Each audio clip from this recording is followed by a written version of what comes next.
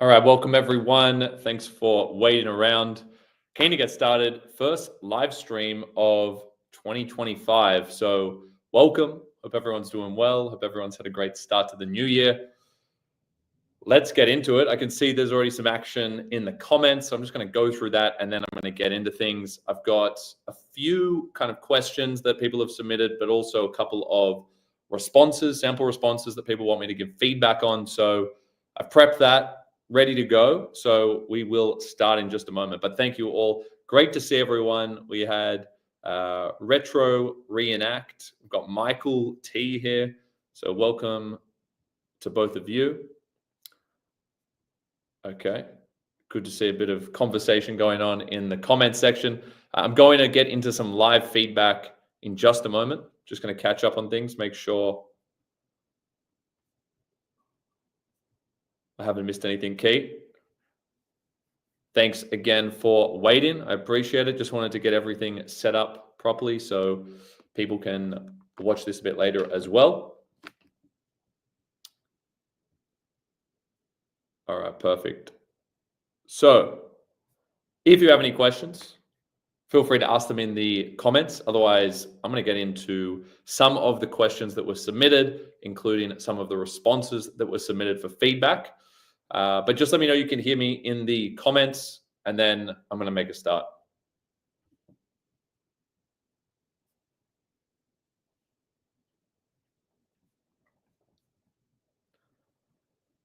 Of course, this live stream is brought to you by none other than JeddAI and Jeddle's English suite of resources. So make sure you check out Jeddle.com. And if you want expert marking, AI-powered marking, you want the #1 resources and study guides for your texts and modules to help you crush your exams, make sure you go to Jeddle.com. But without further ado, let's get into it. I'm going to set this up so you can see what I'm seeing, and we can start making some progress.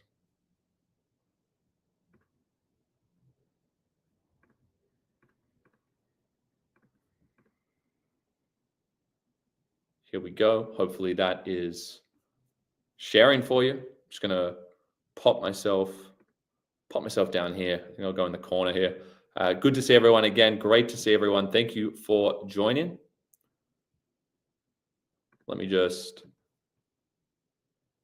go even bigger on this one. Hopefully that's super clear. I'm going to start with Layla's question. We've got a question from Layla. Layla, if you're watching, hello. Thank you for submitting a question. Layla says, hey, Jonny, I find that I'm someone who really struggles creating high quality, authentic responses in exam conditions. It takes me so long to look at a question and come up with my opening statements, arguments, and how I may approach the question. If I'm given an essay question as a homework task, it will generally take me one entire day to fully write the essay. I tend to overthink every single word I write, and I really don't feel confident in my work until my teacher has checked it over. What would you recommend to someone having my problem? And how can I become better at being able to critique my own work as well as think in exam conditions? All right, so this is obviously a multi-part question, but you can see the same kind of concerns and themes coming through in each part. So Layla, thanks again for the question. This is about how to simplify the process, how to enhance that process of preparation, and also give you the skill set and the confidence. Sounds like you need the confidence to approach any question, particularly for your essays. So a lot of people will look at this and they'll say, oh, this is just your mindset. You're not backing yourself. You need to just trust in what you write. And I don't want to give you that kind of advice. I want to give you practical tips that is going to create a confident mindset. To get confidence, you first need to have competence. That means you first need to be able to prove to yourself that you can do something, then you'll feel confident, and then you'll be able to do it even better. So in order for you to get that belief and confidence, a few simple things for you to work on are as follows. But before I go into those few tips, you should know that taking a day to fully write an essay, that's not even unusual. So I guess some reassurance there that what you're going through there is very normal. I took more than one entire day to try and write an essay in response to a question. I took several days. I was a perfectionist. I second-guessed everything in my drafts as well. But I did learn some strategies that would really help me speed up that process and get to the parts of the process that truly matter, which is not the first draft. And that's my key tip here. It is not about the first draft. It's about what you do after the first draft that's going to get you those marks that you're looking for. And then we'll talk a little bit about that exam strategy on the spot. What can you do to simplify that so you're not feeling so overwhelmed with confronting a new question and not knowing what to do with the essay that you might have prepared. Okay, so first things first, I'm going to go down here. I'm going to give you a list. And this is what I was doing beforehand. I want to give you guys very practical tips here. Practical tips for drafting that I think will help you. You need to prepare as early as possible. If you do not prepare as early as possible, then you're going to put yourself in a really stressful position later, particularly because of the kind of concerns and circumstances that you raise, that it takes you a really long time to get things going. You don't know where to start. That means you need to start the process from day one. As soon as you start a module, I'm not talking about when you get an assessment notification. I'm talking about when you start a module. You start a new text, you start that drafting process straight away. As soon as you understand what's required in terms of the actual module, as soon as you know that it's a 20-mark essay that we're building towards for the final HSC, you can start preparing. You can start drafting. You can pull up a new Google Doc, Word document, open JeddAI, start a new draft, and then start putting in the ideas and the structures that are going to help you get there. But the point is, you need to start straight away. So for anyone watching this, before you even get an assessment notification, which is often only 2 weeks before the actual assessment, that's actually not enough time. You need to begin that preparation process as early as possible. So as soon as you start a module, I want you to open up a new document, work off that one document, and that's when you start the drafting process. It is going to take time, but by the end of the term, by the end of the preparation process, you're going to have something you're really happy with versus being super rushed within a 2-week time frame, or if you don't start straight away when you get a notification, that's going to give you even fewer days. You might have a couple of days before the exam. You're not going to produce high quality material. And the question here was about high quality, authentic responses. Well, you're not going to get authenticity if you're rushing something because your voice is not going to come through at all. You haven't gone through any edits. You haven't done any reviews. And the quality is not going to be there because you haven't had time to get feedback, to do your research, to look up academic articles online. You haven't looked at the Jeddle resources. You haven't watched the videos. You haven't done all of that and actually started that process, that feedback loop based process where you are constantly improving the work. Okay, so start as early as possible is very important based on the factors that you pointed out. But I actually think for everyone watching, you should just start straight away. I used to start that preparation process day one. I actually, thinking back to year 12, just before term 4, which is term 1, as you know, for the HSC, in that holiday break in September, October, I started writing thesis statements and introductions based on past HSC questions. At the time that I did it, it was belonging. It was belonging, and then it turned into discovery, and then now it's human experiences. But, and yes, that's how old I am now. But when I did that, I actually was putting myself in the mindset to start early. And it meant that I wasn't leaving things to the last minute, and I gave myself plenty of time to get feedback, edit, and do multiple drafts. So I think, kind of bite the bullet and do that, spend that entire day doing that first draft as soon as possible. As soon as you start a module, go and have a look at a past HSC question. Look at the HSC question for that module. Let's say it's textual conversations. Let's say it's human experiences, whatever it is. Might be specific to a particular text. If you're in another year, you might be doing a unit on Macbeth. Go and ask how it's going to be assessed. Is it going to be an essay? If you're doing the HSC, you're going to get an essay on those 3 essay-based units. Maybe your internal assessment will be different, but ultimately you'll be doing an essay. So start straight away as soon as you have clarity on that. Get a past question. And even though you don't even understand the text yet, you haven't even looked at it, maybe you haven't read it, just start putting some things together in terms of the structure and doing some research, looking at notes and summaries online. Look at all of it. Get your head around it and then start putting together a basic structure that you can keep building. It might look incredibly different by the end, but start early, okay?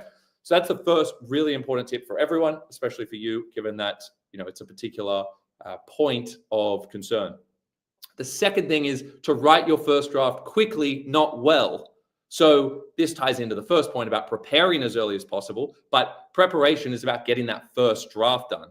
And what I need you to kind of focus on is not worrying about, you need to focus on not focusing on the quality of your first draft. You need to focus on just getting it out of the way. Now, you're probably thinking, but I don't know what to even write in that first draft. Well, we'll go through a couple of things to help you with that. But in terms of how important that first draft is, what's most important is that you have a first draft and that it's done early. Okay, so you do the first draft of your essay quickly, not well. None of my first essay drafts that went on to get 20 out of 20, right? My essays that went on to get 20 out of 20, none of them were good to start with. Okay, but what I did well was I started on them early, and then I spent all my time improving them, getting feedback, editing, reading them out loud, reading things aloud again and again, making tweaks. Give yourself as much time to do that editing post first draft versus leaving the actual first draft till the very end. Okay, I can't emphasize this enough. This will literally change your whole approach, and it will change your marks drastically. Just get on top of that draft as early as possible. Focus on doing the first draft quickly, not well, meaning don't judge yourself for every word. So there is a kind of mental element there that's important. Like, you're putting too much emphasis and weight on the quality of every word and sentence. And that's a lot of weight to carry for a first draft when you're just trying to get ideas on the page. So what I've got here, which is really important, whenever you guys are doing a draft, whenever you're trying to get started to prepare for an assessment or an exam, the first thing you do in the draft, even though you might have a very rough scaffold or structure, which is important, you're more importantly collecting the ingredients, not baking the cake. You are collecting the ingredients, not baking the cake. Now, baking the cake means you're actually putting it in the oven, the cake's ready to go, it's going to be delicious, right? And then it matters how well you put everything together. But when you collect the ingredients for the cake, you're not worried about going through all the steps of mixing things together exactly correctly and putting things in the right proportions, etc. We're not doing the blending yet. We're just collecting everything. So first draft is about collecting your main ideas. So first thing I would do, don't do your thesis statement first. Don't do an introduction first when you're drafting. Always do your topic sentences first. And they don't have to be good topic sentences. When I say do your topic sentences first, let me show you here. So let's say you're doing a 3-body paragraph structure, right? 3-body paragraph structure. The very first thing you do is topic sentences. So I would do 3 ideas here. I'm going to start with something like, I might say, okay, what's the problem in my text that I'm going to explore?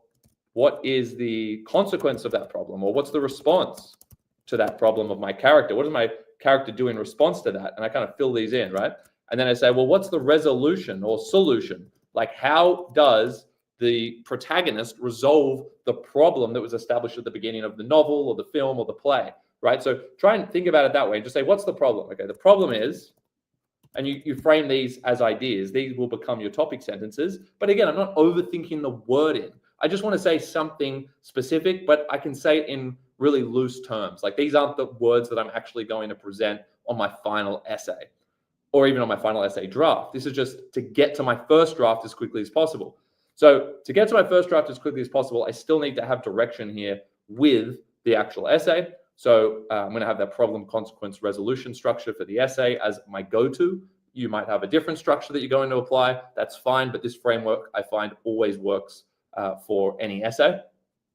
Sometimes, if you're doing a comparative study, you might do 4 bodies and you'll just do problem and solution.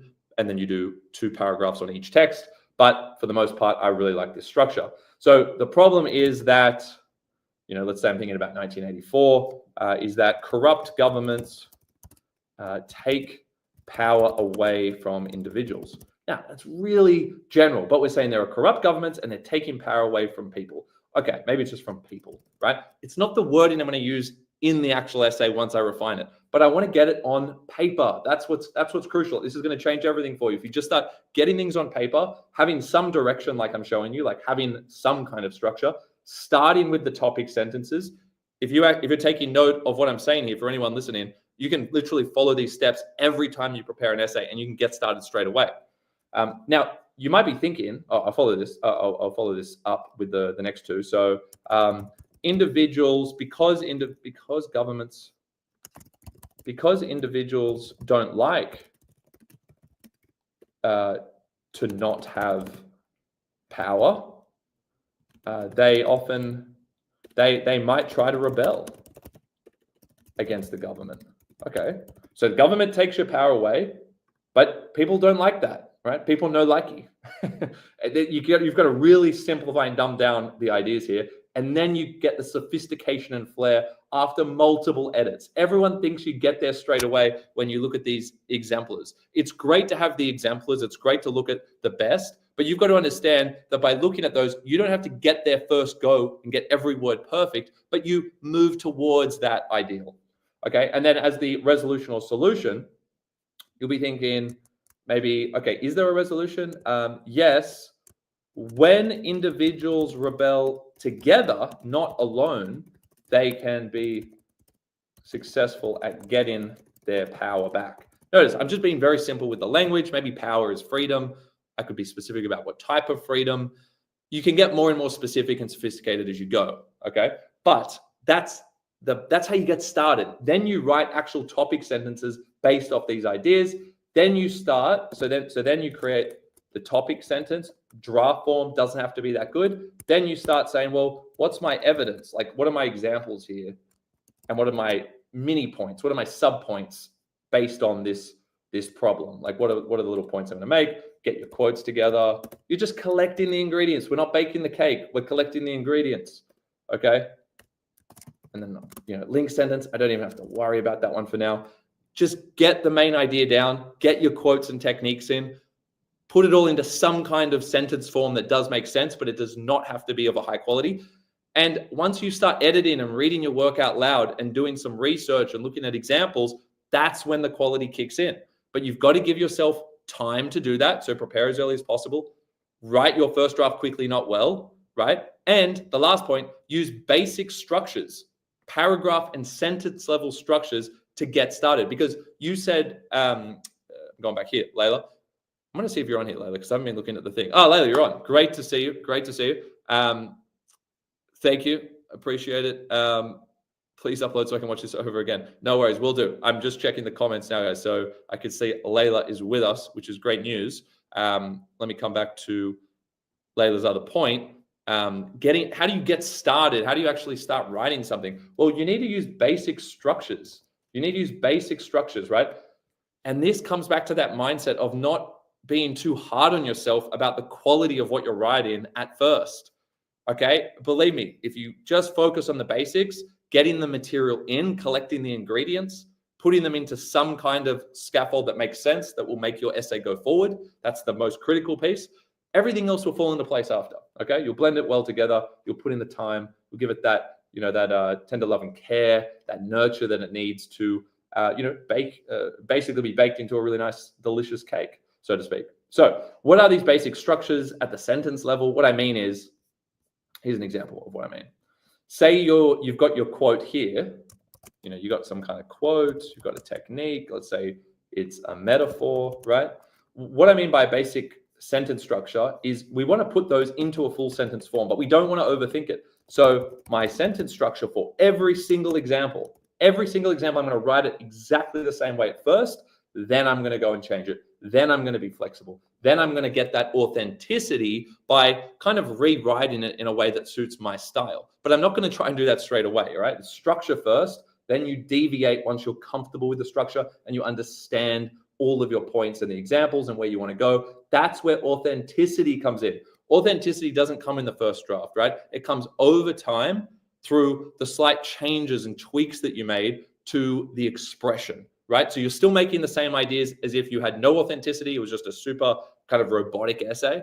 But once you start tweaking it and rewording something in a way that you like, that's where you'll build authenticity. You'll also build authenticity the better you get to know your ideas and the more you then start tweaking them. Now, you don't have to do anything crazy. You don't have to come up with original ideas in your essay. Do some research on some interesting ideas, but it's ultimately going to come down to the way you word the ideas. You need to kind of differentiate yourself with the way you word it versus what you're actually saying. Like I could say that, power leads to corruption in many different ways, right? I could say that I could word it in terms of, say, voice, right? But I could also word it in terms of freedom. So when a government is corrupt, right, people lose their power. Or when a government is corrupt, the voice of the people is silenced. Right? Now I've got a bit more authenticity, a bit more of my own touch on that second example. The voice of the collective or the voice of the masses is silenced versus people lose their power. I'm saying the same thing, but I got a little bit more edge on the second one. And that's something that you can actually derive from reading examples and academic articles online. So you go to JSTOR, look at me get sidetracked here. I'm going to come back to that sentence structure. Or you go to Google Scholar. Go to Google Scholar, type in, analysis or some kind of fancy word to do with a key contextual element. Let's say it's, you're doing T.S. Eliot fragmentation, which is, really unique. Maybe I'm looking at fragmentation in Proofrock. So I type that into Google Scholar and then I read what really smart people have said about T.S. Eliot in terms of fragmentation in Proofrock. And then I see how they're wording things. I'm like, I like that. I'm going to start using that. And you start using and adopting and you blend it together. This is where you start baking the cake and you make sure that it's all consistent. You don't want all of these different styles in the one essay. That's not an authentic voice. You get the authenticity from the way you blend different voices together based on what you've researched and read. Okay. Absolutely key what I just said there. Okay. You've got to do the research, blend things together that have that sophistication. Make sure you understand it, put in the work to understand it. Make sure you end up going with something you actually do understand and are comfortable with, because then you're going to be way more adaptable to a question on the day and not freak out because you were so dependent on this phrasing from an academic article that you didn't understand. So that's also important there with the authenticity point. But yeah, that's how you'll get there ultimately. Now, what do I mean by sentence structure? The technique then I put in my quote, reveals, then I put in my kind of effect. Like what's the effect of that? So you have a basic sentence structure there, which means after your topic sentence, when you're planning, how you're talking about, I don't know how to start the sentence, I'm overthinking every word. Well, I don't even think about it when I do the drafting. The metaphor sub in the quote, she, or what should I say? He was, right? He was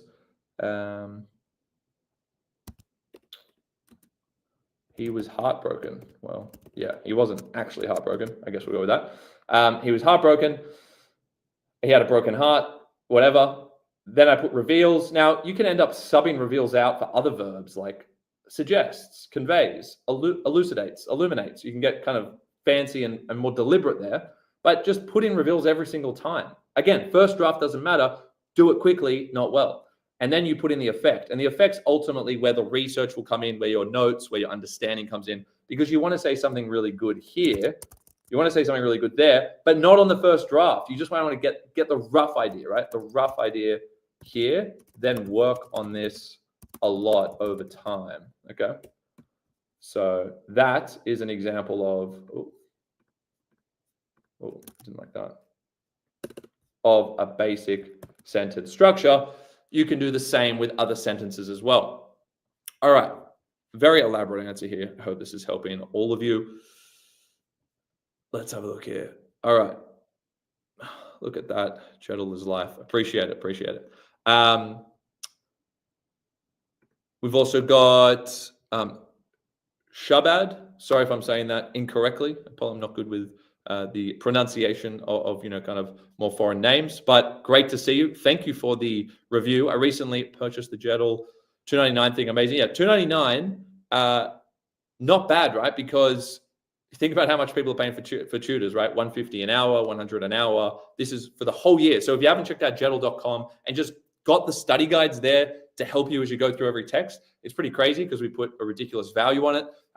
Always making upgrades, adding new things there. So make sure you check out Jeddle.com if you want to get all the notes and analysis ready to go. By the way, like Layla's asked a great question here that we've been going through.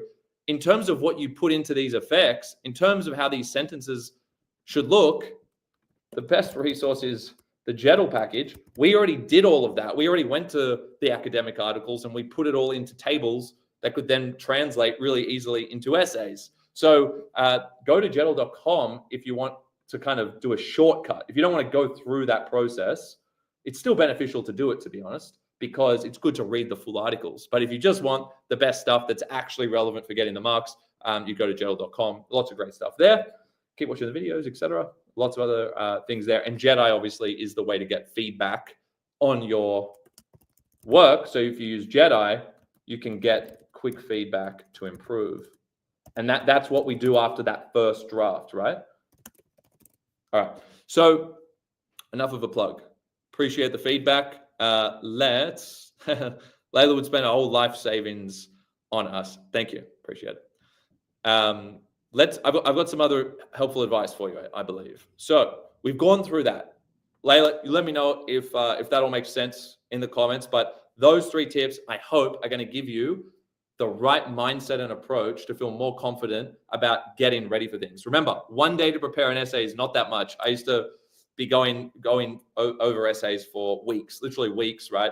I would spend an entire day just trying to get a thesis statement done after I had done the initial planning and the initial draft. So this 1 day thing, you also need to realize, and I think you do realize, English takes a lot of time, but that's how it's meant to be. And if you just focus your time on getting a draft essay perfected over time based on your understanding, and then you practice adapting it to different questions, you've done almost all the work you need for that unit of study. So there's a kind of last point here is focus all your English study time on what matters, on building a perfect draft to a practice question that is provided by the teacher or based on a past question, or it's been suggested to you as a good guiding question in the lead up to an assessment.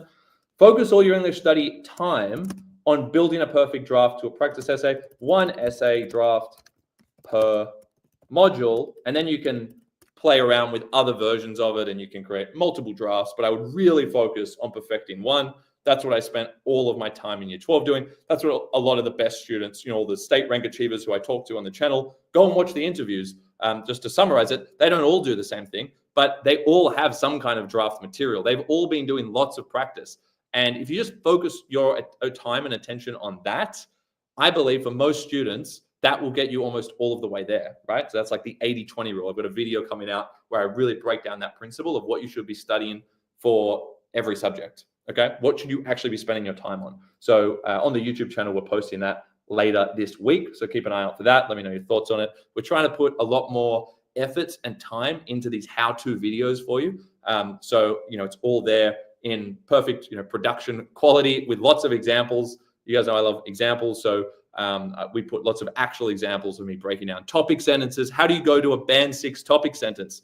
If you want to know how to go to a band 6 topic sentence, I'm going to be releasing a video in the next couple of weeks. We've already got it in the queue on terms of how do you elevate your writing to that band 6, high band 6 level. I literally go through an actual example and show you the exact tweaks you would need to make to go from like a kind of band 5 or kind of a 90 to a 95 plus towards full marks. So those kind of things are in there. Now, Layla, as I said, still coming back to a couple of other things. We've got another question. What was the research table analysis thing you're talking about? You said you guys already did this through the Jeddle package. Yeah, so when you're if you've got Jeddle, and I love the name, by the way, remember you're beautiful just the way you are. Perfect. If you sign up to Jeddle, and you click on your text, say it's 1984, the Crucible, whatever it is, if you go to the close analysis section and you click through, there are tables of analysis, and that's been inspired by a lot of the research. So the JSTOR articles and whatnot, we've kind of compiled it all in there for you, but we put it into a format that is relevant for a year 12 student. Yeah, it's not pitched at this university level. We take the university level ideas and put it into a year 12 package so that it's relevant to your exams. That's the beauty of Jeddle. That's what it does. So that's what I was meaning. So if you sign up to Jeddle, get access to the content and go to the My Course. If you go to My Courses and then go to Close Analysis and click through, you'll find those tables of analysis, which are super helpful. So look, we've got Shabad on here who's just been using it. For studying a text, it goes through all the different things you need to understand the text. So understanding the module, rubric, context, specific techniques, quotes, it's all in there. Question.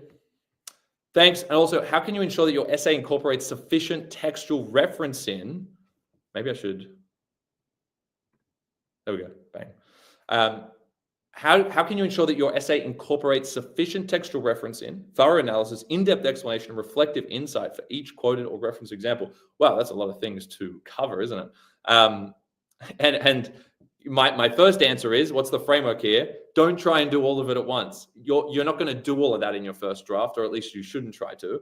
When you draft an essay, start with the basics, layer in the other things, and you layer them in bit by bit. Don't try and do multiple things at once, because it's going to lead to a very clunky response. You're going to try and jam things in. But again, when you're baking the cake, when you're actually adding those final touches, you want to make sure that things are layered correctly. Don't do things out of order. And you want to make sure that, you don't do too much of one ingredient and not enough of the other, so to speak. We don't want sentences that are super long and then super short, unless that is your particular essay writing style. But generally speaking, you want your essay to be pretty concise and you want it to flow. You don't want it to be clunky and have all these super long sentences. Long sentences are great at times in imaginative writing, but not in essays as much.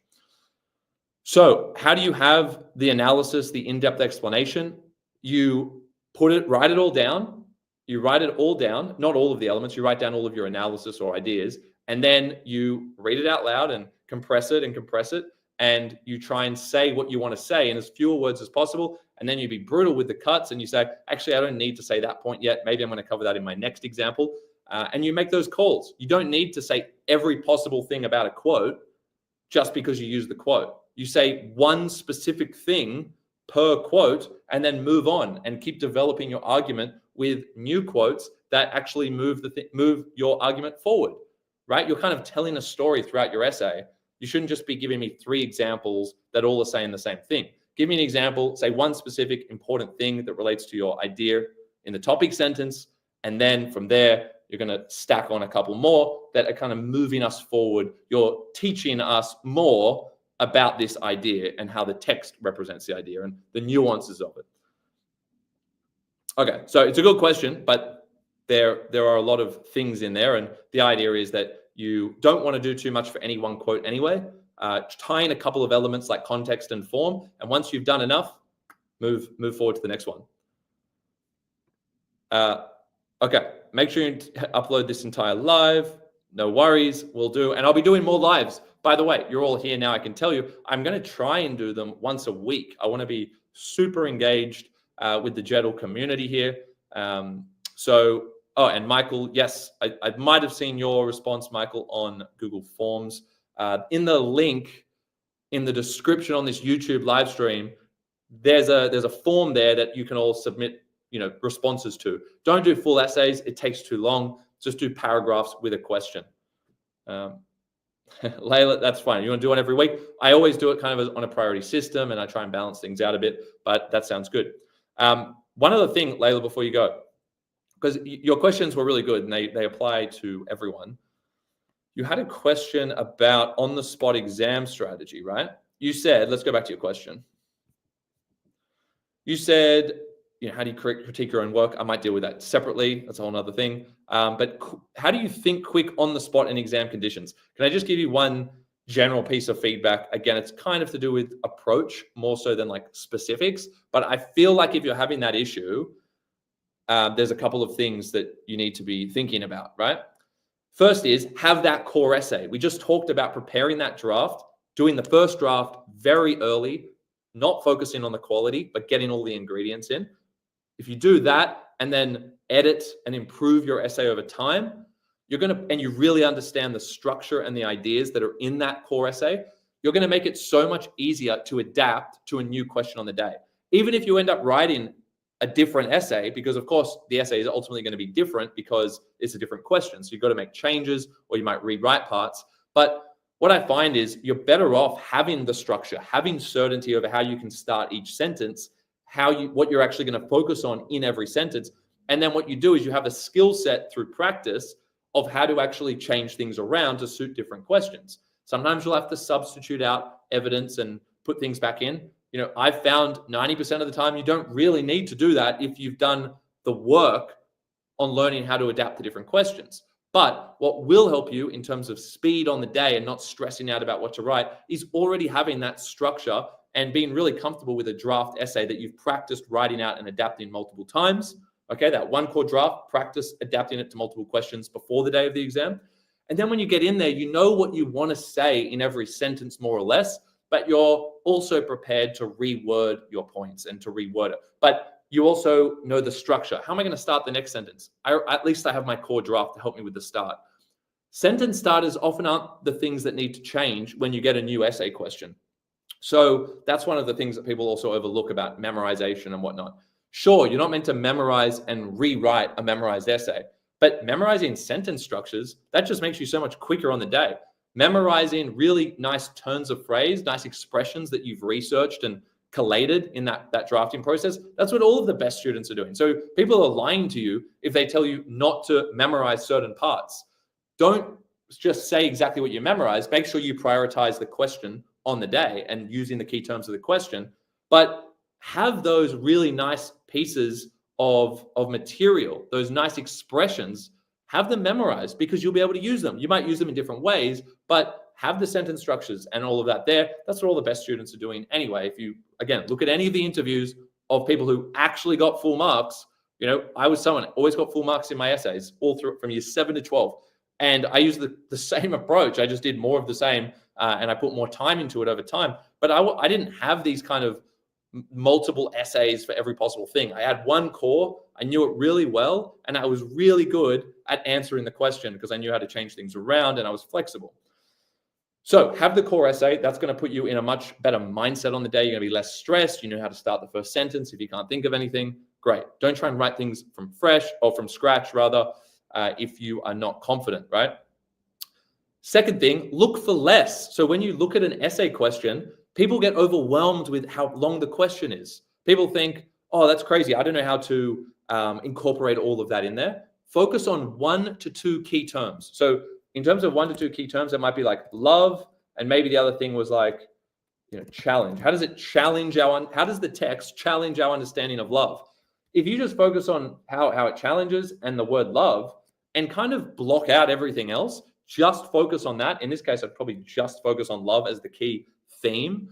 Then you can just direct all your adaptation and effort and thinking around that word rather than getting caught up in invite and reconsider. You know, even challenge is a stronger word, but even that's like, I'd probably just get rid of these. You know, then it says explain, or it says to what extent. Forget about all of that. They're important, consider them, but then forget it when you're thinking about what to focus on. This is advice specifically for you if you're getting overwhelmed. How do you think fast? Well, you think fast by thinking about less. I just think about one word, the key word, love, done. Blocking everything else out. I'm going to change everything around love. And then what I'm going to do is try and unpack that key term just a little bit to know that I'm actually saying something specific and not repeating the question. So all you've got to do once you have love is you say, well, what type of love is in my text? Maybe there is no love. Maybe there's an absence of love. Okay, great. Absence of love. Great. Perfect. I'll put that in. That works. What other types of love are taken away? Familial love in 1984 is taken away. There's also a kind of ideological love that is dangerous. You know, I'm just rewording the ideas in terms of love. Maybe it's a love of power that drives corruption. Or we were talking about that earlier. Now it's a love of power. We're using love in a negative sense. So focus on that one word. Try and expand on it a little bit by adding an adjective before the key word. And then you're halfway there. Try and add a little bit more in terms of love, but just focus on working that word into your sentences while basically making the same point. So you make the same point, but in terms of love. Don't focus on too many keywords. Yes, occasionally work in some of the other ones. Maybe have 1 or 2 others that you think are kind of important. But as soon as you focus on the whole question and working everything in, you're going to repeat the question and you're going to get overwhelmed. So that's probably the best advice I can give you on that.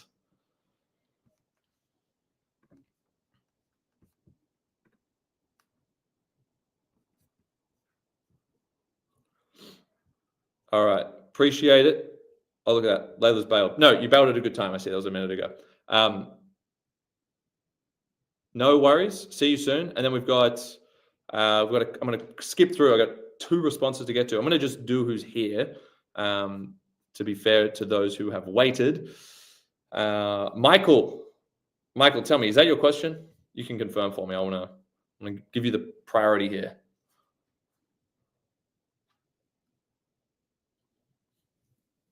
Because I can knock these answers out pretty quickly. Perfect. Oh, look, we got 2 Michaels. This is interesting. This is very interesting. All right, so we got Michael. We got Michael here. Look at all this. Look at all this prep work I did for you. And then I had Alex. So wait, so which Michael? Is that the same Michael? Raw, I love that. Welcome back. Can't get enough of Jeddle. You're here because, you want a good time. This is entertainment at its finest, I hope. So hang on a second. We got we got Michael T saying that's mine. I'm going to assume Michael T, when you say that's mine, just specify to me which one. Oh, well, we got Michael L saying question 3. Okay. I think we've got it now. His question, but I thought these were from the same submission. I'm going to clarify this for everyone. This is interesting. Okay, here we go. Clarification. Michael L, that's not mine. Michael T, I'm assuming your question 2 and 3, and then I got Alex's 4. Michael L, if you only just submitted your response, have to get to yours in a future session. All right. Yes, I will. The recording will be uploaded at some point. I'm going to go through it very quickly now. If you want to get the quick responses, though, just hold on for 1 second. I'm going to whiz through these three parts. All right. So, question from Michael. How many base essays do you recommend for each module? This is easy, right? For most people, one perfect essay with a practice question, a specific question. Don't do a generic essay that doesn't actually revolve around a question, because then, first of all, it's not a very directed essay. Like, your argument isn't anchored in anything. You might have a theme or a topic generally, yes, but it's also good practice to be focusing your argument, your structure around certain key terms in a question, because that's ultimately what you're going to have to do. So do have a practice question. Make the practice question as broad as you like. Okay? Make the practice question as broad as you like. Choose a practice question or find a practice question that's realistic, but it's also one that aligns with your interests or your ideas, your understanding of the text. So choose the best possible practice question, but have a practice question. And then you are building and perfecting one core draft essay per module. And then what you'll do is, before your exams, you'll look at lots of different questions, and you'll end up writing lots of different introductions based on that draft. You'll find what works and doesn't work from your existing draft, and you'll learn the ways that you would approach different types of questions if asked that on the day. And you would also do topic sentences and do the rest of it as well. But I would really focus on perfecting the core draft, then looking at lots of different types of questions, forcing yourself to write introductions and topic sentences that are adapted from the base essay that you've just learnt. But when you find that something that you can't answer a different type of question very well with your base, that's where you've then got to now learn how you would approach that different question. You've got to put the time in there. But it is worth just having the one core, because for the most part, that's going to get you 80% of the way there for any question. It's got all your quotes. It's got your nice expressions. Nail that. Get lots of feedback on that. Then practice adapting that as much as you can before you get to your assessment or exam. All right, that's question 1. That's part 1 there. How long should they be? How long should they be? Well, it all depends on how much time do you have? How much time do you have? And how fast are you at writing? That's my counter question to you, because that is the answer. Now, generally speaking, in an exam, part 8 of this is you get 40 minutes allocated per essay, right? Might vary a little bit for the common module, but I treat it as 40 minutes. So I say, how much can I write in, not 40 minutes, in 32 minutes, okay? Now, I might stretch that a little bit if you're a slower writer, maybe up to 34, because I need to allow a buffer to adapt / think about a new question on the day. You don't want to have a 40-minute draft for a 40-minute essay when you don't even know the question. So you want to have a 32 to 34-minute draft if you don't know the question. If you know the question in advance for an assessment, then you can write more, all the way up to 40 minutes. We're allowing a buffer here because of the uncertainty of the question. So how much can you write there? That's what you need to test, okay? All of you need to test this ASAP. Figure out how many words can I write in up to 34 minutes as quickly as possible, right? That is the word count that your essays should be. The shorter they are, the more time you have to adapt and think about the question. So keep that in mind. But 34 minutes, for me, it actually wasn't even that many words. I do like 860 words. Okay, that was my comfort point. I think I was like 32 minutes. And then I would really focus all my attention on the day. I knew my base essay. I had practiced doing other questions, and all my focus on the day was just answering the question, using all of that material that I had as a base. And I reused a lot of it. I reused probably almost all of it in different parts, but I did change a lot of things in each sentence at the same time. So like 80% of each sentence was the same, but it was a different 20% each time that was changing, right? So there was a lot of thought and practice required to get there. That's me, okay, JB. That's my limit. Yours is different. Some people's slow writer might be 600 words. Faster writer might be 1,100 words, right? Some people do even more than that. You can get full marks in 800 words. You can get full marks in 750. There is a point where it will work against you to not be covering as much ground, but the slower you are, the more concise you need to be. You need to say everything you want to say in as fewer words as possible. Whereas if you're faster, the risk is you are a little bit verbose or excessive, right? With what you're saying. You're repetitive, i.e. you're not concise, and you want to be concise. So if you are super fast, it can actually be a disadvantage. It's a net advantage. The faster you are writing, the better that is, because you can get more words down, you can cover more things, but don't get in the trap of thinking you can just write forever about one particular point. You should still be super concise to tick that box, because that's really important from a sophistication standpoint. Okay.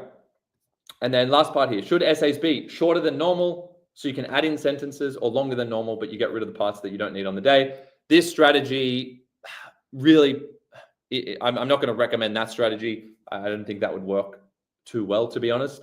I like shorter than normal. Like every day of the week, I'd go shorter than normal. So you can add in sentences that link to the question, that expand on your existing points in relation to the question, versus having to now decide which parts to remove. Stressing about time, because now I've got an essay that's too long. Missing out on the conclusion. Cutting the wrong parts out. They're my point. They're my reasons, very strong reasons for not doing the second approach. So I would prepare a base essay that's shorter than normal, 80% of the allocated time, like 32 minutes is 80% of 40 minutes. Okay. And that will put you in the best position to have a completed essay in response to a new question. Amazing. What question do I recommend doing for Common Mod? Well, I recommend doing a practice question that aligns with your understanding of the text or module. So again, I know that's not the answer you want to hear. You want me to give you an exact question. There are some kind of questions I can come up with that are pretty generic, but I would focus on the things that line up with your understanding, because then that puts you in a position to write the essay that's authentic to your understanding, right? I don't want to misguide you here by taking you down a different path that you don't really want to argue, whereas you could have done the path you did want to argue and then know how to adapt to those other questions. For instance, the one I would recommend. But let's say here for Common Mod, I like the question, I'm going to come up with one, to what extent, or I like the how, I like the form question. So I'll be very direct here. How does the form of your prescribed text, I'm going to ignore the related text, because after you've done your first assessment, related text is irrelevant. It's just on your prescribed text. How does the form, like, is it a play? Is it a novel? Is it a film? How does that, right? How's the form, or how has the form of your prescribed text influenced the composer's representation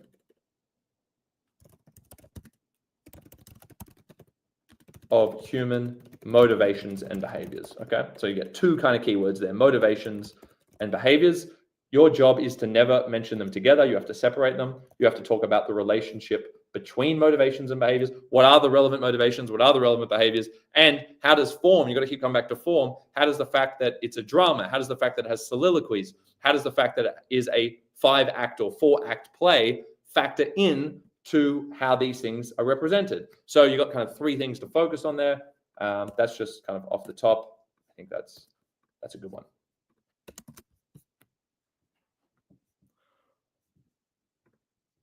Okay. All right. Cool to still see some people here. Last thing. I mean, this is then the next thing. Give me a second, actually, guys. This is going to be really useful. I'm laughing because I realize I've got a big chunk to go here, and this stuff is going to be gold for you. So hang on for a second. I need to switch a battery in the camera. And for those that wait, you will see me deconstruct an actual body paragraph with some really useful practical advice that you can apply to all of your essays. So bear with me for just a moment as I get the camera reset.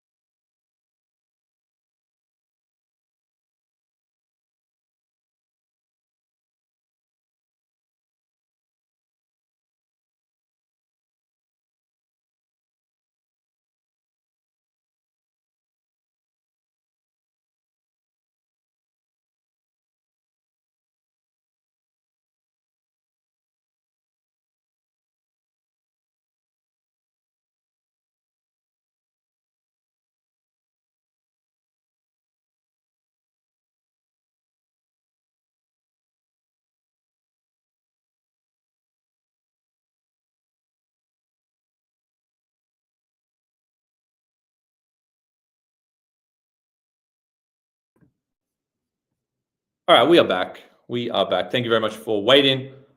About to get into a full deconstruction of a paragraph. I'm going to give you guys some really important tips as I move through this. So Thank you for waiting around. I'll go through as quickly as I can. I like to be detailed, so things often take longer than expected, but hopefully that's for the best.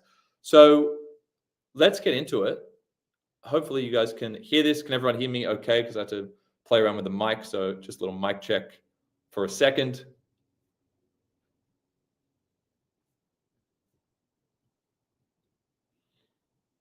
Perfect. All right. Good to see you still there, Michael. So now, Michael T, Michael L, I was a bit confused earlier. Maybe this is Michael T's. Let's see. But I'm going to go through this paragraph. Appreciate you sharing it. I've gone through and made some comments. Hopefully this will help you, okay? I'm not going to focus on every single thing. It was a pretty good response overall in terms of a draft. It needs to be refined. It needs to be cut down a lot. This is one of those responses that I'll make very obvious that should be cut down, right? And there's lots of opportunities to do that. There's some opportunities where the sophistication is lacking, not because you didn't have the understanding, but because you kind of approach the sentence the wrong way in that you bundle things together instead of focusing on just one thing. So let's have a look at the body paragraph in response to this question. This is on Vertigo, but if you don't study the text Vertigo, you can still follow all of the feedback here. It applies to every type of essay. Question was, analyze how Vertigo represents the ways individuals respond to the challenges they face. The ways individuals, not the collective, respond. How do they respond to the challenges they face? So we're really interested in responses to challenges. They were the key words of this question. And I'm going to go through now, bit by bit, of a body paragraph response. An individual's response to grief is often multifaceted and unpredictable. Okay, and again, I'm just going to go through it once, point out things that I'm saying. This is the doubling up problem. Now, people who have watched this before will know I pick up on this a lot. It's one of the most common mistakes that students make. So instead of saying grief is often multifaceted and unpredictable, you should just pick one. You're saying two things, and now I don't know which one exactly you mean, or if you meant to say both of them because they're both true, which of course they are both true. What you're doing is you're diluting the meaning and impact of each word. So I'm kind of half focusing on multifaceted. I'm half focusing on unpredictable. I'd rather you just tell me one of them and go deeper. So always go with one specific insight over multiple vague points, right? Because these aren't even insights then. It's saying multifaceted, unpredictable. You're just listing adjectives instead of saying one specific thing about what you mean by multifaceted. It's often multifaceted in what sense? I don't know what you mean by multifaceted. You haven't told me all the different facets. And you say it's unpredictable. Why is it unpredictable? How is it unpredictable? Sure, you don't need to go into too much detail because you're going to unpack it within the analysis, but you're not giving me anything. I need one layer of specificity more within this topic sentence. That's how you're going to differentiate yourself, by being more sophisticated. If you want to be sophisticated, you have to be specific. If you want to be specific, you can't afford to be listing things and doubling up. You hone in on the one point and you force yourself to say something more specific. Now, that's the hard thing, because it's easy to just rattle off adjectives. The hard thing is to actually say, well, how is it unpredictable? And what type of grief? An individual's response to grief. Can I get into that response? Is it an emotional response? Like, is it a psychological response? Is it a volatile response? Look for adjectives there next to keywords, because the keyword of the question was respond. So whenever you use the word response, you should always be adding something to it. Add something to it. Add an adjective, for instance, before it. You need to expand on the key term every time you use it. So we're putting an adjective there, and then we're not going to double up, but instead we're going to get rid of the multifaceted thing. I'm not a fan of that word anyway, generally speaking, because it tells me nothing. What you're telling me is that something's complex. I know that it's complex. That's why you're doing an essay about it. That's why you're studying it. So don't use the word complex unless the key word of the question is complex, in which case you need to unpack it anyway. What are all the things that make it complex? Or tell me one thing that's complex, or tell me one thing about the unpredictability. It's unpredictable in what way? Hopefully that makes sense. So we need to be very specific there. Again, not specific to the point that you're bringing in quotes and examples, but specific conceptually. Give me unpredictable in what way? What's your idea? What are you telling me about the unpredictability of grief? Tell me something. And that's hard to do, right? Because it's nuanced. That's going to separate you from other people who just name drop grief and unpredictable. So that's something you can definitely work on. And then notice in the second half of the topic sentence, which ultimately reveals the collective human quality of resilience, and you did it again, right? Doubling up. Now, again, most students do it, so don't feel bad about it or anything. And I'm not trying to kind of single you out here as the person who's doing it. You just so happen to be smart enough to have submitted your response to get this feedback. Most students are not going to do anything about this. So this is great initiative. Now you know you're going to cut out the bit that's vague and not really saying anything. Ultimately reveals the collective human quality of resilience. Like what I like, well, I would like this if the key word of the question was quality, and then you at least said the quality of resilience and you add that in. But because that's not in the question, you're only saying resilience, in which case that's not saying anything too specific, right? How does the resilience play out? So, which ultimately reveals the collective human quality of resilience and the innate need for companionship in the face of emotional strife. Okay, you say emotional there, so that informs, I would probably say that one. They're just examples, of course. You can apply whatever word makes sense to your understanding of the text. But here I can see that I like this, the innate need for companionship in the face of emotional strife. So you haven't just said like the innate need for resilience. See the difference? That only goes up to that point. If you did the equivalent for this part, you would have stopped it there. That's what this thing's doing. It stops a little bit too early. But at least here you tell me when you need companionship in the face of emotional strife.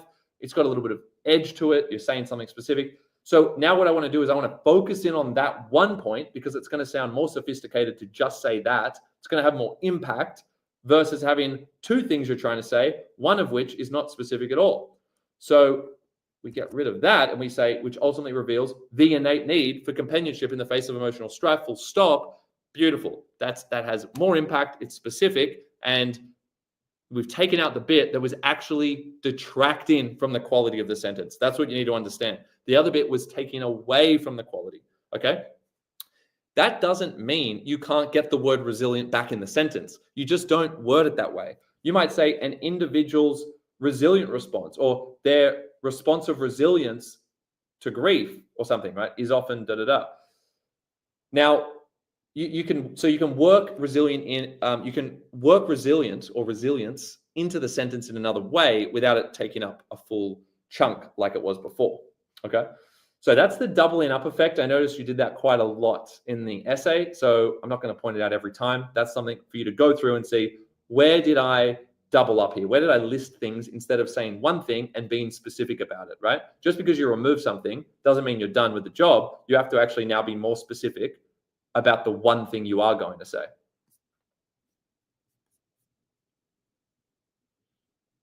Okay.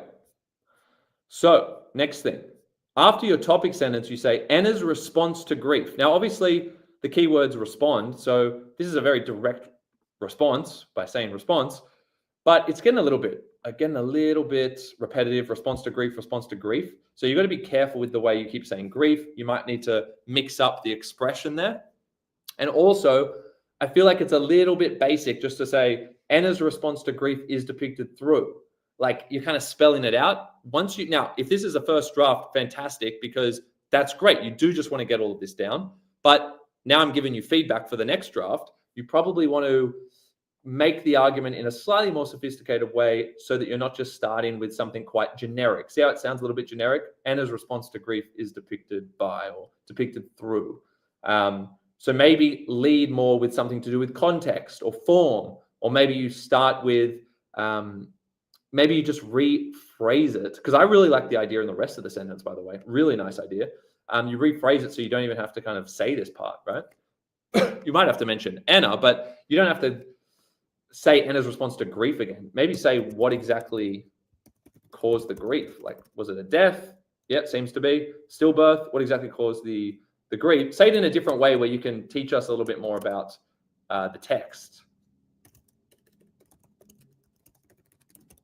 Okay. And that way you can avoid that trap of just starting quite generically. What I like about what you say after, you say it's depicted through her reliance on the paradoxical presence of the boy. Good use of the rubric term to work that in. You should all be working those in wherever you can without it sounding too too clunky or without it being too much. But you say who is simultaneously, I love the paradoxical presence, because then you say simultaneously imagined and real. Like, I love that. That's a beautiful point. And that's why I want you to get the start right, or even remove the start, so that you can nail this straight away. Like that's a really nice point. Okay. Full props to you. For me, that's like the highest quality type of point you can make, right? The analysis there is perfect, because you say paradoxical and link it specifically to the simultaneously imagined and real, which flows off the tongue as well. So beautiful work there. Emphasize that. Don't detract from that through a clunky or a slow start to the sentence. You don't have to like ease into the sentence, just get into it. Make sure there's some context there, but play around with that. That would be my advice. Then get rid of this colon. See, a lot of people put a colon or a comma. They do this before they go into their quote. What I've done to make this flow, we want your quotes to flow into the sentence, is I've actually said here, as she brushes against. So you can remove the colon and put the word as, and suddenly the quote flows into the sentence. Like, I don't need to pause before I say the quote. And that's always what you want. So let me read it out loud. The test is always to read it out loud and see if you have to pause or not when you get to your quotes. You want your quotes to work into the sentence as though there are no quotation marks, okay? Is depicted through her reliance on the paradoxical presence of the boy, who is simultaneously imagined and real to her as she brushes against a soft pillow of flesh. Right. So yeah, maybe we would put a comma there naturally anyway, irrespective of the quote. Like, maybe that needs a comma anyway. But the as she, see, I could say as she, but I don't go as she brushes against herself. Maybe if I was doing like a speech, I would have to pause intentionally to show where the quotes start in. But here, as I read this, I can actually take away, I can take away the quotations as she brushes. It still flows. And then now I've got it in as a quote. So try and do that at all times with your quotes, and try and break up your quotes a little bit as well if you really want to extend yourself. So maybe you'd incorporate another quote, short quote with like 1 or 2 words. Look for 1 to 2 word quotes that can also kind of add in, right? That you can add in, enhance your textual engagement. If you want to engage more with it, that can also weave into your point, your analysis, and enhance your textual engagement.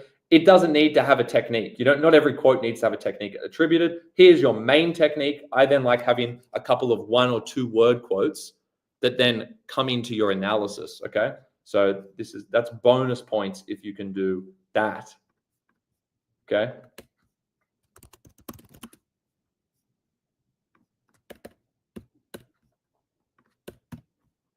All right. How are we looking over here? Good. Hopefully this is making sense to everyone. Now, you say this idiom makes the boy's symbolic presence as Anna's comforter anomalous. Again, good use of the human experiences rubric. Should be engaging with that. They are the second most important type of term, second only to the words of the question.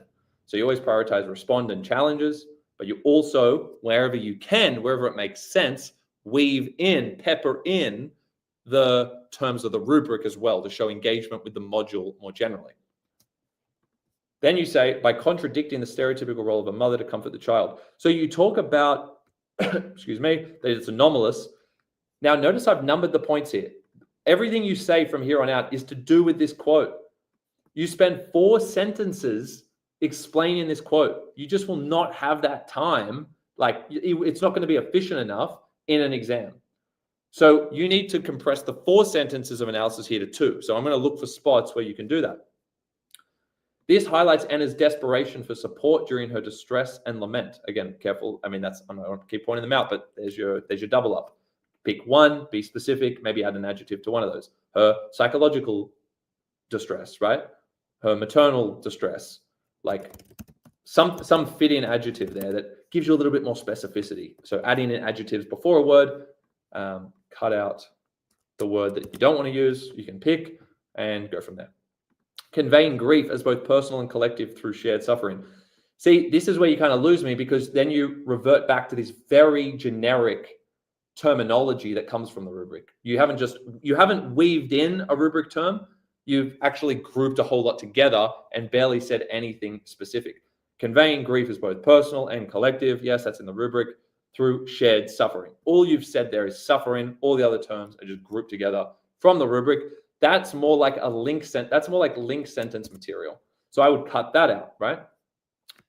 Put that point in the link sentence, but try not to group all those words together at once. It just takes away from the specificity and therefore the sophistication of the response. You then go on to talk about another technique. You talked about idiom up here, and then you talk about kinesthetic imagery and metaphor. Great, like you're layering all these techniques. Try not to, list all the different techniques that apply to the one quote. It's good to couple them to say like the kinesthetic imagery works alongside the metaphor of flesh. I like that when they work together. I'd probably focus on two because right now, again, you've got like 3 sentences of analysis there. I think those two, now that we cut out that other bit, should be merged into one. So practical tip here for you, just merge the 2 into one. That's not going to be too long or clunky, and you can reword it in a way that allows you to do it. And then you end with the kinesthetic imagery and metaphor of flesh alludes to the physical connection, or alluding to the physical connection, creates an intangible mother-child connection, hiding in her grief and need for resilience. And again, you've doubled up there, grief and need for resilience. I mean, and consequent need, like it's fine to do a double up if it's a cause and effect. So grief and consequent need. Like because she's grieving, she therefore needs resilience, right? But I just think this point in general, really think about whether this is placed correctly within this part of the paragraph. The point of this quote and this example should be to make one specific point. And yes, you provide some detail and nuance to it in terms of analyzing the techniques and the quotes, but you don't need to make every possible point associated with this one quote. I'd be looking for ways to, get your techniques in for this one quote. And then with all of this other stuff, in terms of the actual point you want to make, can't you say that consequently she needs resilience in relation to another quote? Like, can't you say another example proves that she is resilient or that she needs to be resilient? See if you can connect some of these extra points that you're making to different examples, maybe later in the paragraph or the essay. You don't need to say every possible thing at once. So that's my main feedback for you. You actually repeat a similar pattern for the second one.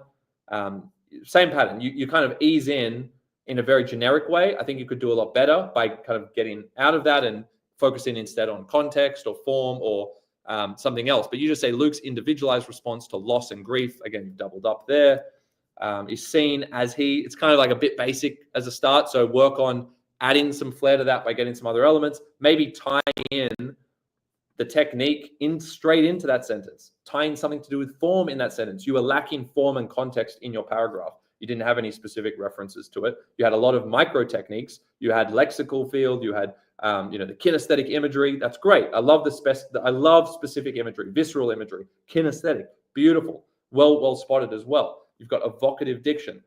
Good micro analysis, more macro analysis needed, and that's what can help you ease into these sentences or even points in a more sophisticated way. Try not to repeat techniques at least within the same paragraph. See how you got kinesthetic again? Use it for one. You want to show off your technical vocabulary, your technical knowledge. You want to show that you understand the different forms and the different techniques, and you can't do it if you're using the same technique. So rule of thumb, don't use the same technique in any one paragraph, and try and even avoid it within an entire essay. Show that diversity of skills and knowledge rather than kind of doubling up on techniques.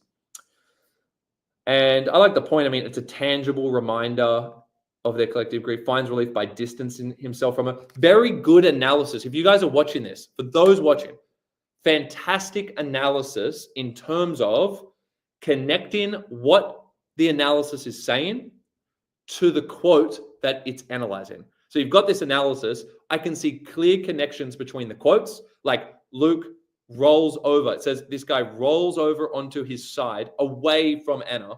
And then you're saying he distances himself from her emotionally because he's got this, Anna's a tangible reminder. He sees her. It's so clearly connected with the evidence.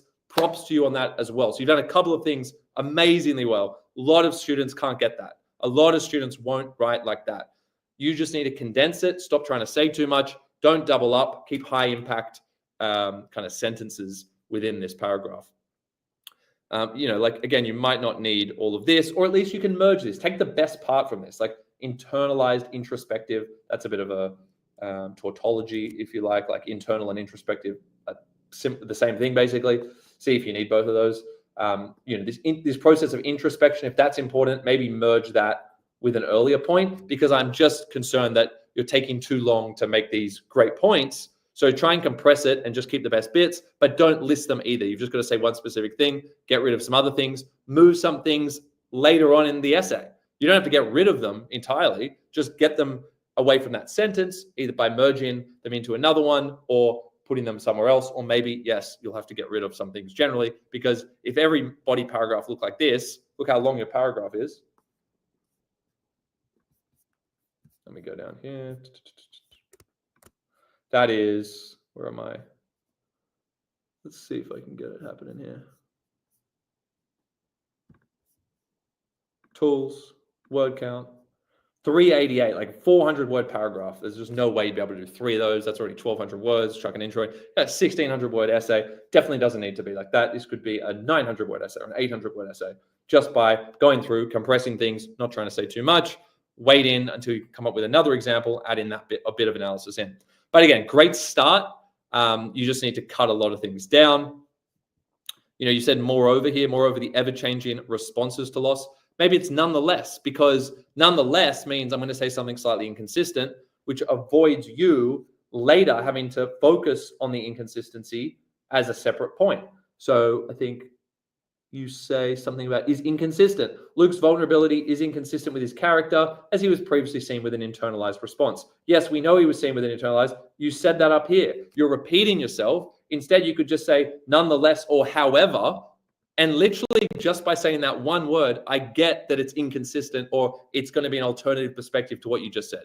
So look for those opportunities to imply something so as to avoid having to explicitly state something as a full sentence.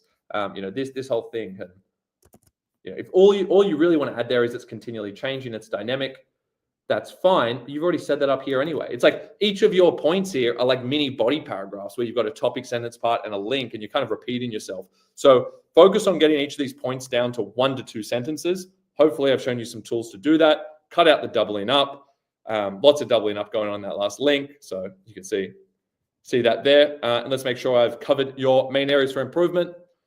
And again, these are the kinds of things you'll get on JeddAI. So go to Jeddle.com and you can get feedback from experts like myself, or you can actually use the tools on there to get instant feedback. We've used AI, we've trained it against real life data, actual essays, real life markers, HSC markers. We've put all that data together, fused it so that you can actually get instant feedback to help you improve. So that's on JeddAI. And you can also look at examples of how to write essays using the resources on Jeddle, the study guide. So there's the 2 things you can get on Jeddle.com. Now, main areas for improvement: focus on depth over breadth. Do more with less. You got those 4 sentences of analysis for every single point. We want to change that to 1 to 2. Don't try and include everything. Get straight to the point. Don't be repetitive. Form and context, that should say. Form and context. You didn't have any form and context. You didn't mention the actual style of the novel as a whole, or the fact it's novella and anything about the genre of it, right? So I want you to look up form, genre, and style for Vertigo. Use ChatGPT for this kind of thing, and then verify it on Google and do your own research with teachers, etc. And say, provide me a list of 5 specific contextual influences for Vertigo. Like, what were the influences? Put them in separate points. Figure out how you can tie it into some of the pieces of analysis that you've included. You don't need to do it all at once, but that's going to help you. And do the same with form as well. You need to do the same with context and form. Don't know which one I said first.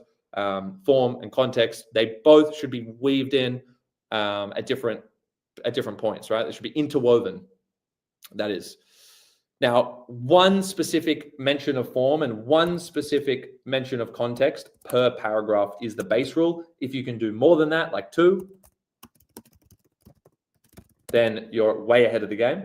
But make sure you are doing that, and make sure you integrate your quotes seamlessly. Try to avoid having those colons. Try to avoid going into quotes with that or with commas, and try and just get it to naturally flow in, right? So play around with the before the sentence, after the sentence, where you choose to start the quote with. And best tip I can give you on quote integration is focus on shorter quotes. They're much easier to weave in without having to do commas, etc. So use more shorter quotes. Okay. Funny way of saying it, but yeah, use more quotes, but chop them up and try and make them like kind of 1 to 2 words, unless it's got your main technique in it, in which case make it as short as possible so that you can integrate it in the sentence and focus on the analysis, not the quote. All right, that my friends, is it. I'm fried. I'm fried now. Okay, hopefully that helped. I did some prep on it beforehand, as I was saying, but kind of presenting this feedback for the first time. So, it's taxing stuff, but I'm happy to be doing it. It actually energizes me in a funny way. I'm just can only do so many at one time while filming, that is, etc. So thank you very much for being part of it. Nala, great to see you. Michael, thanks for submitting. Really hope that helped. We'll post some clips of this live stream. I think there was some really good practical material in it. Sometimes I do these and I feel like, okay, yeah, that had a lot of pieces that would be super helpful for people to see with the breakdown. So we'll try and chop it up and put them out so you can just like rewatch, the key 5-minute sections as reminders. But more importantly, I'm going to be doing a lot more of these. So we're aiming for once a week. If I have things on, etc., it might be pushed out. But once a week, a check-in with you guys. I think we're aiming for Tuesday evenings, Tuesday nights to do these for the most part. So Tuesday night, 7:30. Instagram will always have the dates. Follow us on Instagram at Jeddle. Ask Jeddle, I think it is. Ask Jeddle. On Instagram, we will post new times, new dates for this kind of thing. So follow us on Instagram. You can submit questions that way, but there will be a link underneath our live stream YouTube videos that will allow you to submit your questions. Could be a general question, or it could be an essay question, or it could be a creative writing question or prompt. Then include part of your response. Don't do full essays. Don't do incredibly long things. I can't get through as much in the sessions then. So ideally, maximum 1 paragraph for me to review. Choose wisely. Go to Jeddle.com as well if you haven't already, just to see if there's something there that can help you. I believe there is.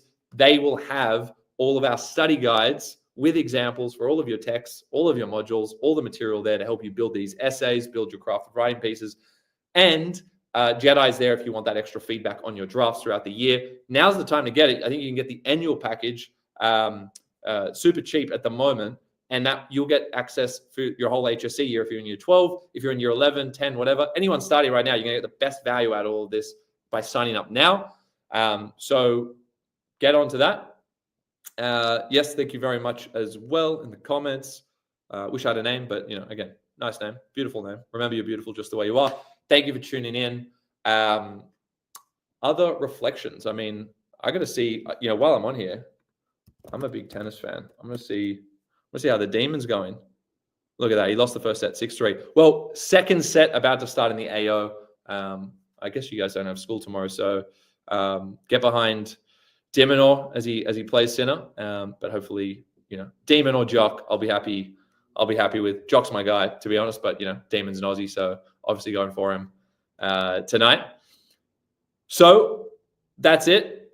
Thank you very much. Just seeing the sign outs here. Yes, you'll have access to the recording as soon as it's over. Just seeing if I've got any other just pieces of gold to deliver for those who have stuck around. No, I'm kidding. We'll do some more stuff later on. I'm dropping some new how-to videos, again, much more professionally edited on YouTube later this week, and we're going to keep a nice weekly cycle there of content. What I would appreciate from you is email me. I'm going to give you an email here. I want you to email me the most useful video that I could make with examples. Like, imagine I was going to break down something completely. The most useful video for this year for you. What would that be? Like, what would that look like? Is it how to write an essay? Is it how do I structure an essay? Is it how do I answer any question? Is it what are the key themes in the Crucible? Is it like, it could be as specific as you like. I want you to use this email, and I want you to do this now if you can. If you've made it this long, then now you can have your say to influence the videos that I'm going to spend the most time preparing with the team. So hello@jeddle.com. Send an email now. Think, what's the thing that I need the most help with? Okay, one thing, the most help with. I need it explained. I need a full example of how I would write a topic sentence on Plath and Hughes. How do I deal with module A? How do I adapt an imaginative response in relation to this particular stimulus? Like, give me a very specific thing that you want help with, but the most useful thing, and we will prioritize those for future videos. Yeah, final tips on base essays. You wanting those now? I mean, Retro Reenact, appreciate you. You were here right at the start. Shoot me an email. hello@jeddle.com. We'll figure out some kind of advantage for you. Maybe I'll give you like a priority position for a future video or review. But appreciate you staying for the whole video. Final tips on base essays. I mean, as I said, one base essay is the first thing. Do it as early as possible is the second thing. Get as much feedback. Time the base essay. Time it sooner than you think. Figure out what your time is. What's your sweet spot? In a 40-minute for a 40-minute essay, how many words can you write in 32 minutes to then give yourself room to adapt? Then figure out that word count. Make sure your base draft is that word count, more or less. And in terms of other things there's so many things in terms of essay writing. If you've got any specific questions, hit me up. But they're my final tips for now, because I'm trying to give you advice relevant to the start of the year. It's all about preparation. You have the advantage of preparing early for your essays. Can't emphasize enough how important it is to get feedback from teachers, from elsewhere, and do the research. Look up some articles, look up Jeddle, find additional material that's going to help you stand out. That's what people are always asking about. How do I make this base essay stand out? How do I make it better? Well, you have to use higher quality materials, okay? And you have to work them in, and you have to understand them, and you have to practice using them in relation to different questions. So the drafting phase needs to start early, and it needs to be on repeat. You need to be doing like 10 drafts for an essay. Even if a new draft might only take you 30 minutes because you made a couple of changes, that's a new draft, right? Draft. Read your essays out loud, pick up on spots where they don't flow. And it's basically a formula at the end of the day. I go through it in a couple of other videos, but I will maybe that's a video. I'll make like a step-by-step of every essay preparation stage, like start to finish, exactly how I would do it, exactly how, all the state's top achievers do it. The final essay I reviewed was year 12. That was from last term's module, common module. Michael L. Mest is best. I love it. I love to see it. For those of you who know Mest, you know what that's about. For those of you who don't know what Mest is, I feel sorry for you. Go check out our videos on how to answer section 1 short answers. Look at this. This is why I just hang around. Some last minute questions trickle in. Let's see. Retro Reenact, how often do I do lives? Trying to do them every week. Now, if you look at the history of the lives, they're not every week. Things come up, things change. People get busy, I suppose, but I'm saying people get busy. I'm going to prioritize this year. So I'm aiming to do it every week. I'm going to try and make that as consistent as possible. Tuesday, 7:30 is the default time, but you have to check Instagram. You have to follow us on Instagram, check the stories to know what is going on in the Jeddle world. What are we doing? We might be having some community-based kind of competitions, right? I want to get your ideas, your feedback as well. So do send me an email, send me an Instagram message on Ask Jeddle. Send some ideas of how you'd like to be involved, how we can help you. That's the number one thing. And, how we can make this experience a little bit more fun, but also enjoyable. Well, they're the same thing, but also easier. As easy as it can be. It's not an easy subject. English is not an easy subject, but you may as well do it in the most efficient and simple way as possible. How do you overcome the mental barrier of making an essay perfect? Unfortunately, it's very hard to do that. It's not really a barrier, making an essay perfect. It's a good thing. I mean, I will admit, I'll be the first to admit, I'm a perfectionist. And I don't say that as like a brag thing. People say they're a perfectionist. That doesn't mean I do anything perfectly. It means as you say, it can be a bit of a crutch. It can be an obstacle. Like you always want to make something better and better and better. You're never satisfied. It can actually be a negative. But, you know, I don't think when it comes to essays, being a perfectionist is a bad thing. It can mean you spend too much time on things that you shouldn't be because, you know, you're trying to get one sentence right and you spend 4 hours. But net, at the end of the day, I think that's a great trait because you did put in the work. You did try to get every sentence right. You did obsess over it. That's amazing. Be a perfectionist. I don't think it's a mental barrier.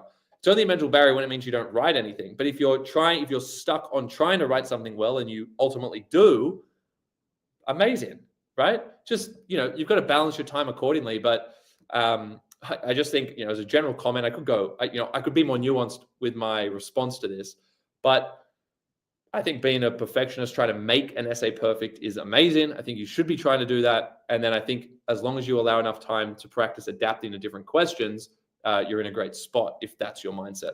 The worst mindset would be not caring about your essay. I don't care about making it perfect. You're in a great spot if you're trying to make it perfect. Keep drafting. Don't judge your first draft. That's the most important thing. Remember that your first draft is just one of many steps to get that essay perfect, but it's a required step. You have to do it. So get all your ideas down on that first draft. Focus on the structure more than anything, getting all the ingredients in. Don't try to bake the cake just yet, and then perfect over time.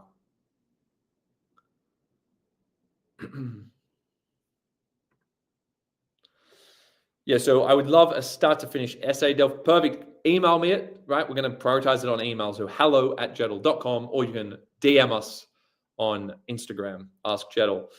Would love a start to finish essay delve. It's been one of those things in the back of my mind, that one. I think, you know, sitting down, I feel like I would take like 8 hours to go through it, but that would be my challenge, right? How do I convey that in a concise way while still giving you all the practical value? Because whenever I try to, you know, make videos, I try to be practical, but when that means detailing out every little thing, explaining why things are the way they are, giving you the actual examples, breaking down the example, telling you why it's a good example, things take a lot longer. But I could just go, here are 3 steps generically, do a 4-minute video. It's just not going to be that useful for you. Like that's entry level stuff. I'm trying to do kind of high quality stuff. So I fear for the length of that kind of video, but you know what? I should do it. Maybe I'll set a milestone for that one. Like that'll be a challenge for me after we reach X subscribers. So I think on YouTube, we're at 23,000 subs. To do the essay, the mammoth essay video, full start to finish, full example, going through every single step of the drafting, the research, the timing. If I was to sit down and map all that out and do it, we need a big target. I could say 50K. You guys let me know what you think in the comments right now. How many subs should we get to before I do a start to finish essay build to completion, perfection? Can you do one next week? Hopefully you're talking about doing a live stream next week. I'm definitely not going to do that video next week. But I will build towards it. I hope to do it this year. Let's get to 50K is a goal. I'll do it at 30K. Let's get to 30K. Michael L, good try. That's too soon, 24K.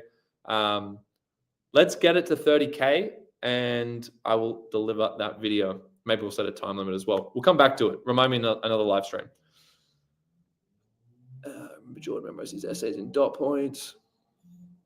How do you go into your exam with your essays memorized? I remember Jordan memorized his essays in dot points. Jordan here is the guy who came first in the state 2 HSC exams ago, right? Got perfect marks. North Sydney boys, great guy, came on, watched the interview, right? How Jordan topped the state, I think is the name of the YouTube video, super popular one as well. So make sure you have a look at that. He memorized the essays in dot points. No, I didn't memorize in dot points as such. I mean, I memorized in full sentences, but I did tend to put extra emphasis on, first of all, I memorized my essays like a speech. So I would do one sentence, look, cover, write, check kind of approach, read a sentence off a page, print out, look away, say it out loud. Until I said it correctly, I would stay on that sentence. Once I could say it correctly, I moved to the next sentence. Did that again and again and again. I've got a whole video on it. Actually, it's a short video, how to memorize an essay or any essay. Look that up on the YouTube. I won't go into it. It's got my 9 steps for doing it. I personally did not do a dot point method though. I did word for word. personally. I'm not saying that's the best way, but I would typically have the start of the sentence I would know really, really well. Like I spent double the amount of time knowing how I started each sentence, because that would remind me of what the sentence was about, in addition to a trigger word. So I would know like a very specific word in that sentence that I only mention in that sentence, very unique to that point. So I would know the start of the sentence and that really well, called a trigger word. And then, I would learn it like a speech. I would say it like a speech. You'd save a lot of time memorizing like a speech instead of writing it out. You do it 8 times faster. And I could, get start to finish 1,000-word essay memorized, 2-3 hours of focused time. Super draining, but very much doable. All right, that's it, guys. Great to see some more people joining at the end. That's how I went about memorization. We've got a video, 9 steps, how to memorize any essay. Do it like a speech, read it out loud, look cover, right, check. Back to basics on that. And don't be distracted. The most important thing when you memorize something is focusing, not kind of reading off a page and thinking, oh yeah, I know it. It's like, no, you have to not look at it, force yourself to recall it. And if you don't get it perfect, you stay on it. And then you keep coming back to it and you keep going over it. That is it for tonight, folks. Thanks for joining. See you in the next one. It's actually been fun. First one of 2025. Great to see everyone. Hey, do me a favor, spread the word. Let everyone know about the live stream, about the channel. And let's have a great year. Let's enjoy. Adios.